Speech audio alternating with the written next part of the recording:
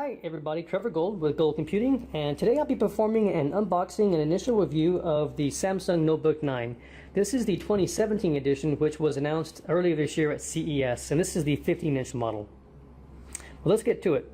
If you look at the box here, it has a very clean type appearance. It just has the Samsung branding here at the top and the bottom, Notebook 9. If we look onto the right side of the device, it has some Intel branding as well, Samsung branding, nothing on the top. Nothing on the left side of the box, and the bottom is where the specifications are located. So let's bring that into view. I'll pause a bit for those of you that really like looking at the specifications. So some key points to mention here is this device ships with Windows 10 Home. The processor, the CPU, is an Intel Core i7-7500U. The LCD panel is 15 inches and is full HD. This has a dedicated NVIDIA 940MX DDR3L video card, has onboard memory of 16 gigabytes, and I should mention that whether you choose the 8 gigabyte model or the 16 gigabyte model, whatever you choose you'll be stuck with, as the memory is soldered onto the motherboard. This has a 256 gigabyte SSD, and the color of the device is light Titan. So let's go ahead and remove the cover and see what is included inside. Okay, there's the device. Let's go ahead and take that out for a moment, and let's see what Samsung includes within the box. Here's the Windows 10 Apps Quick Guide, some Samsung branding here at the top of that. They also include a micro USB to USB Type-C converter. It's always nice, good to have more of those. To the side. Let's see what else is included. Here is the charging brick. Has some Samsung branding on there as well. Very clean appearance, very clean looking. There you go. Let's set that to the side. And that's it. Nothing else in the box. Okay, let's go ahead and take off the protective shielding so we can get a good look at the device.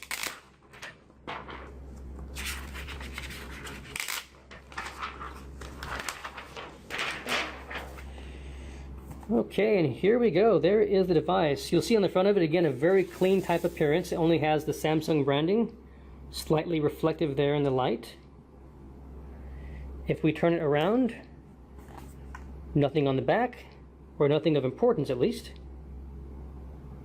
So let's go ahead for size reference for those of you that are wondering how this compares to a MacBook Air. I've got a MacBook Air 13-inch edition here, and let's go ahead and put these together and see what the size comparison is.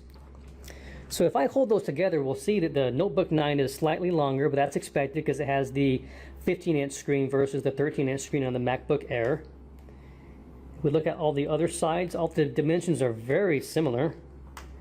As far as how thick the device is, if we hold them together here, you'll see that they both start out about the same width, and the MacBook Air tapers down, whereas the Notebook 9 carries the same size pretty much throughout.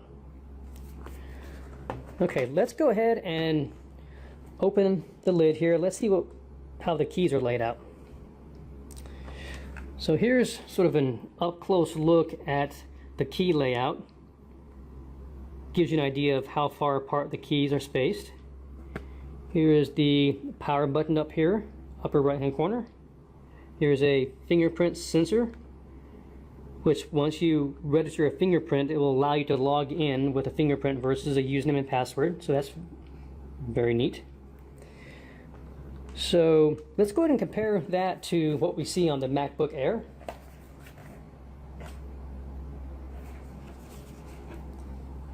So as we see on the MacBook Air, the keys are actually black in contrast to the casing, whereas the keys on the Notebook 9 are gray, which do also match the casing.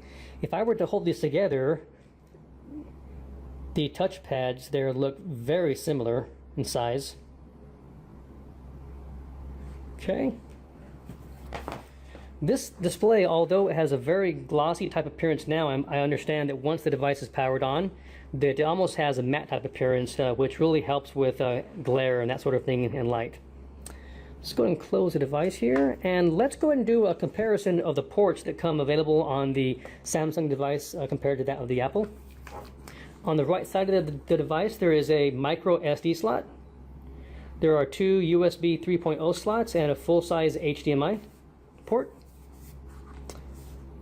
There you go. On the left side of the device, there is one more USB 3.0 port. There is the charging port, a USB Type-C port, which, as you can tell, you can also charge the device with a USB Type-C charger, which is very convenient, and the headphone jack. Now let's compare that with what we have on the MacBook Air. On the right side of the device, you'll see there's a full-size SD slot, there's a USB 3.0 slot, and a Thunderbolt port. Turn that to the left side, there is the charging port, another USB 3.0 port, and headphone port. So it looks like that the Samsung device has one additional USB 3.0 port above and beyond that of the MacBook Air. Okay, well, that is pretty much what I wanted to show and demonstrate in my unboxing and initial first impressions. I can tell you that the device does feel very good in hand. It's very light. I can hold it from the corner, and it's very easy to carry. It's only 2.73 pounds. I think compare that to the 13-inch MacBook Air, which I believe is closer to 3 pounds and has a smaller display. So very excited to start using the device and to identify some pros and cons, which I will definitely talk about in my upcoming full review of the device. I think I'm going to go ahead and end the video here. Thanks for watching, and see you next time.